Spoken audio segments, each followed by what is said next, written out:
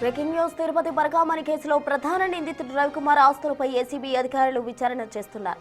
తిరుపతి, చంద్రగిరి, విజయవాడ, హైదరాబాద్, చెన్నైతో పాటు మరో 5 ప్రాంతాల్లో కర్ణాటకలోని ధార్వాడ్, హుబ్లీ, బెంగళూరులో కార్యాలయాలతో పాటు ఆస్తుల వివరాలు సేకరిస్తున్నారు. ఈ ఆస్తుల వెనుక ఉన్న బినామీలు సిఐడి గుర్తించే పనిలో ఉంది. రేపటి నుంచి సిఐడి విచారణ తిరిగి ప్రారంభం కాబోతోంది. ఈ విచారణకు అదనంగా మరో 10 మంది సిఐఎస్ఐలను అధికారులు నియమించారు.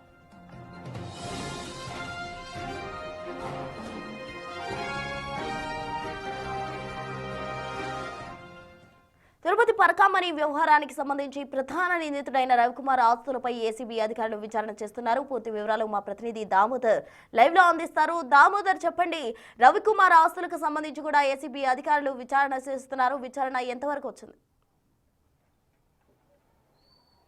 ప్రస్తుతం రవికుమార్ పరకామణి నిందితుడైన రవికుమార్ ఆస్తులపైన హైకోర్టు ఆదేశాల మేరకు గతంలో ఏదైతే ఇంతవరకు సిఐడి విచారణ కొనసాగింది, ఇప్పుడు ఏసీబీ కూడా తన పాత్ర పోషిస్తుంది. ఏసీబీ అధికారులు పూర్తి స్థాయిలో విచారణను ప్రారంభించారు. ముఖ్యంగా చేతులు డబ్బులు నగదు మారినట్లు, అదేవిధంగా ఆస్తులను కూడా ఇతరులకు బదలాయించినట్లు ఏప్రిల్ 22, ఏప్రిల్ 23, 29వ తేదీన పరకామణిలో చోరీ జరిగిన తర్వాత సెప్టెంబర్ 9వ తేదీన అదే సంవత్సరం లోక్ అదాలత్లో రాజీ అయ్యాయి. ఈ మధ్య కాలంలో అనేక ఆస్తులు రవికుమార్కి సంబంధించిన ఆస్తులు ఇతరులకు బదలాయించడం కానీ, ఇతరులు ఆస్తులు అమ్మివేసి నగదు ఏదైతే కొంతమంది నగదు తీసుకున్నారో ఇందులో లోక్ అదాలత్లో రాజీ చేయడానికి సహకరించిన వారంతా లబ్ధి పొందారు అన్న కోణంలో ఏసీబీ తన విచారణను ప్రారంభిస్తుంది. ఇందులో భాగంగా కర్ణాటకతో పాటు ఆంధ్రప్రదేశ్, అదేవిధంగా తెలంగాణ, తమిళనాడు ప్రాంతాల్లో ఏసీబీ అధికారులు విస్తృతంగా ఏదైతే దర్యాప్తు చేస్తున్న పరిస్థితి. ముఖ్యంగా రిజిస్టర్ కార్యాలయాలతో పాటు అదేవిధంగా బ్యాంకుల్లోనూ దీంతో పాటు నగదు ట్రాన్సాక్షన్ ఏ విధంగా జరిగింది, ఎవరి అకౌంట్లలోకి జరిగిందన్న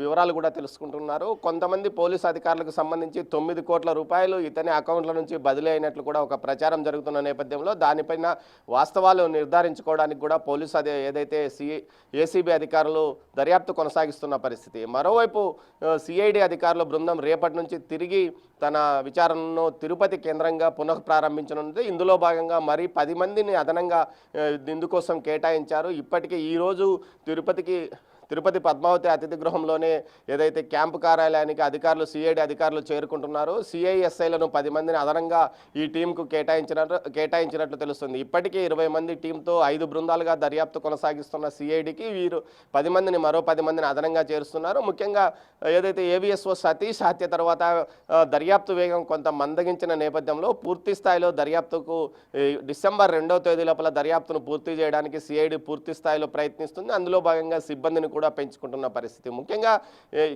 ఏదైతే ఉన్నతాధికారులను కూడా ప్రశ్నించే అవకాశం ఉంది. గతంలో ఏవిఎస్ఓలుగాను ఎస్పీలుగా పనిచేసిన అధికారులను కూడా రేపటి నుంచి జరిగే విచారణకు పిలువనున్నట్లు సమాచారము. దీంతో పాటు మరికొంతమందిని వీలైతే విజయవాడలోనే సిఐడి కార్యాలయంలో కూడా విచారణ చేయనున్నట్లు సమాచారం. ముఖ్యంగా హైకోర్టులో ఏదైతే ఐఓగా తానే కాకుండా ఇతర అధికారులు ఐఓలుగా విచారించే అధికారాన్ని ఇవ్వాలంటూ సిఐడి చీఫ్ రవిశంకర్ అయ్యనారు చేసిన విజ్ఞప్తికి హైకోర్టు కూడా ఆమోదించడంతో ఇక్కడ ఏదైతే డిఎస్పీ, ఎస్పీ స్థాయి అధికారులే విచారణను కొనసాగించే అవకాశం ఉందని చెప్పవచ్చు. ఇప్పటికే ఫోరెన్సిక్ టీంతో పాటు లీగల్ టీము తిరుపతికి మరోసారి చేరుకుంది. వీరు తమ దర్యాప్తును పూర్తి స్థాయిలో డిసెంబర్ 2వ తేదీ లోపల పూర్తిగా కంప్లీట్ చేయడానికి అన్ని రకాల చర్యలు తీసుకుంటున్నారు.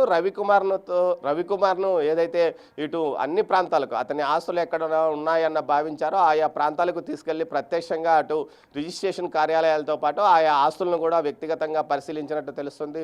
మొత్తం మీద ఈ కేసుకు సంబంధించి దర్యాప్తు వేగం పుంజుకుందని చెప్పవచ్చు. దీంతో పాటు ఇటు ఏసీబీ కూడా ఎంటర్ కావడం మరికొంతగా అంటే ఏసీబీ ఎంటర్ అయితే ఖచ్చితంగా అవినీతి జరిగినట్లు అని నిర్ధారించుకొని ఏసీబీని ఎంటర్ చేసినట్టు తెలుస్తుంది. ఈ నేపథ్యంలో ఏసీబీ అధికారులు ఎవరి మీద కేసులు పెట్టబోతున్నారు, దానికి సంబంధించి పూర్తి స్థాయిలో సమగ్రంగా దర్యాప్తు కూడా జరగబోతుంది. మొత్తం మీద పెద్ద ఎత్తున డబ్బులు చేతులు మారిన తర్వాతనే లోక్ అదాలత్లో రాజీ అయిన నేపథ్యంలో పూర్తి స్థాయిలో ఇటు ఏసీబీ, సిఐడి ఈ కేసును దర్యాప్తు చేస్తున్నారు ప్రస్తుతం. దామోదర్, అయితే ఇతనికి సంబంధించి కూడా బినామీలకు సంబంధించి ఏవైనా ఆధారాలు సేకరించడం జరిగిందా? రేపటి నుంచి మరోసారి సిఐడి విచారణ ప్రారంభం కాబోతోంది. అదనంగా కూడా కొంతమందిని నియమించబోతున్నారు. మరి దీని అంతటికి సంబంధించిన వివరాలు ఏమైనా ఉన్నాయా బినామీలకు సంబంధించి? ప్రాథమికంగా బినామీలకు సంబంధించి కొంత సమాచారాన్ని ఏదైతే సిఐడి సేకరించింది మొదటి దఫా విచారణలోనే ఏదైతే చంద్రగిరి మండలము ముంగిలిపట్టుకు చెందిన ఒక వ్యక్తి పేరుతో 3.55 ఎకరాల భూమిని ఏదైతే రవికుమార్ ఆస్తులను అతనికి బదిలీ చేసినట్లు సమాచారం కొనుగోలు కింద. అంటే అతను 3.55 ఎకరాలు ఎవరి ద్వారా కొనుగోలు చేశాడు ఈ మధ్య కాలంలోనే, అంటే ఏదైతే ఏప్రిల్ నుంచి సెప్టెంబర్ 2023 ఏప్రిల్ నుంచి సెప్టెంబర్ మధ్య కాలంలోనే ఈ లావాదేవీలు జరిగినట్లు గుర్తించారు ప్రాథమికంగా. ప్రస్తుతం అతన్ని విచారించినట్లు సమాచారం. ఈ విధంగా కొంతమందిని బినామీలను గుర్తించారు. అదేవిధంగా కొంతమంది అధికారులు నేరుగా తామే ఆ ఆస్తులు రాయించుకున్నట్లు కూడా సమాచారం. మొత్తం మీద దీనికి సంబంధించి అటు తిరుమల తిరుపతిలో పనిచేసిన పోలీసు అధికారులతో పాటు కొంతమంది టీటీడీ సిబ్బంది అదేవిధంగా జ్యుడిషియల్ సిబ్బంది కూడా కొంతమంది ఇందులో ప్రధాన పాత్ర పోషించినట్టు తెలుస్తుంది, కీలక పాత్ర. వీరందరి వివరాలు పూర్తి స్థాయిలో ఇటు సిఐడితో పాటు ఏసీబీ వరకు చేరాయి. ఏసీబీ ప్రస్తుతం దీనిపైన క్రిమినల్ కేసు నమోదు చేయడానికి పూర్తి స్థాయిలో దర్యాప్తు కొనసాగిస్తుంది. మరోవైపు టీటీడీ పాలక మండలి కూడా తాజాగా జరిగిన పాలక మండలి సమావేశంలో ఈ కేసుకు సంబంధించి క్రిమినల్ కేసు నమోదు చేయడానికి మరోసారి ఫిర్యాదు చేయాలని కూడా నిర్ణయించుకుంది.